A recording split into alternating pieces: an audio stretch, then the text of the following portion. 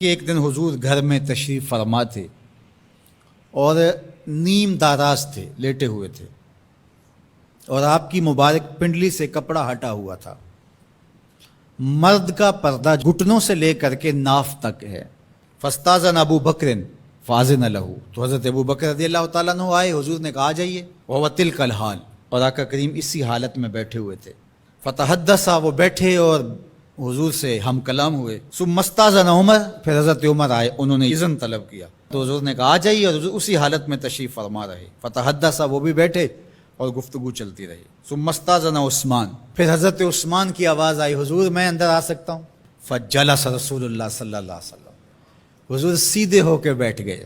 وسوى ثيابه، اور جلدی جلدی اپنی پنڈلی کے اوپر کپڑا ڈال دیا۔ جب یہ لوگ چلے گئے، حضرت ابو بکر رضی اللہ تعالیٰ عنہ بھی، حضرت عثمان بھی، حضرت عمر رضی اللہ تعالیٰ عنہم چلے گئے۔ قالت عائشہ رضی اللہ تعالیٰ عنہ، حضرت عائشہ فرماتی ہیں میں نے کہا حضور ابو بکر آئے تو آپ بیٹھے رہے، جنبش نہیں کی، کپڑا سیدھا نہیں کیا۔ حضرت عمر آئے تو آپ اسی حالت میں رہے اور باتیں چلتی رہیں، لیکن جب عثمان آئے تو پھر آپ ایک دم اپنا کپڑا سیدھا کرنے لگے اور اٹھ کے بیٹھ گئے۔ تو سنو میرے حضور نے کیا جواب دیا۔ کہا میں اس سے حیا نہ کروں جس سے اللہ کے فرشتے بھی حیا کرتے ہیں۔ کتنا بد نصیب ہے جو حضرت عثمان غنی پہ زبان درازی کرتا ہے۔ یہ عثمان وہ ہیں جس سے اللہ کے فرشتے بھی حیا کرتے ہیں۔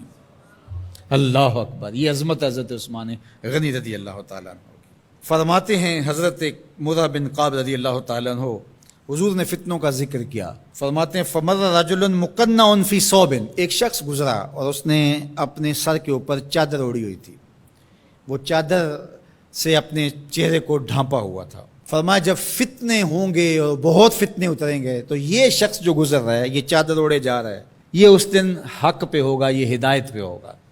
مرہ بن قاب کہتے میں دوڑا کہ میں دیکھوں یہ خوش نصیب کون ہے، تو جب نیڑے ہو کے دیکھا تو حضرت عثمان غنی رضی اللہ تعالیٰ، کیا تو میں نے حضرت عثمان غنی کے سر کو پکڑ کے حضور کی جانب ان کا رخ پھیرا۔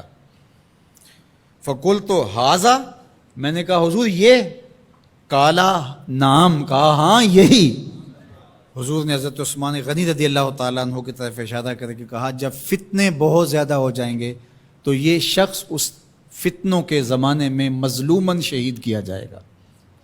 تو حضرت عثمان غنی رضی اللہ تعالیٰ عنہ پر 40 دن تک پانی بن رہا، اپنے گھر میں معصور ہو کے رہ گئے، سخت اذیتیں کاٹیں۔ شہادت سے قبل آپ کی مبارک داڑھی کھینچی گئی، آپ کو اذیت پہنچائی گئی، اور آپ کی اہلیہ کے سامنے حضرت عثمان غنی رضی اللہ تعالی عنہ کو شہید کیا گیا۔ تو حضرت عثمان غنی رضی اللہ تعالی عنہ حضور علیہ السلام کے پیارے صحابی ہیں۔ حضور کی 2 صاحبزادیاں یکے بعد دیگر حضرت عثمان غنی رضی اللہ تعالی عنہ کے نکاح میں آئیں۔ آپ کے بہت سارے نمایاں وصف ہیں جن میں حضور کا 2 مرتبہ داماد بننا، اور پھر فرمایا اگر میری اور بھی صاحبزادیاں ہوتی تو میں عثمان سے نکاح کر دیتا، اور پھر ذوالہجرتین 2 ہجرتیں حبشہ کی جانب اور مدینہ المنورہ کی جانب، پھر شہادت کا اعزاز، اولین مسلمانوں میں ان کا شمار ہے، 10 مبشرہ میں ان کا شمار ہے، 4 خلفائے راشدین کے اندر ان کا 3را نمبر ہے۔ جمع قرآن اور نشر قرآن کی سعادت اللہ نے ان کے حصے میں رکھی۔ آپ کے اوصاف میں سے 2 وصف بہت نمایاں ہیں، ایک تو آپ کا سخی ہونا، دوسرا آپ کا وصف نمایاں حیا تھا۔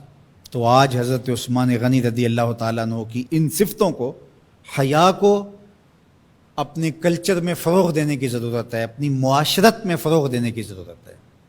ایک مرد ہو کے اتنا حیا دار، تو پھر عورت ہو کر حیا کی چادر پھاڑ دے اور وہ اس کو آزادی کا نام دے، تو اس سے وہ نسوانیت کا نور رخصت ہو گیا۔ اقبال نے کہا تھا جس علم کی تاثیر سے زن ہوتی ہے نازن، کہتے ہیں اسی علم کو ارباب نظر موت۔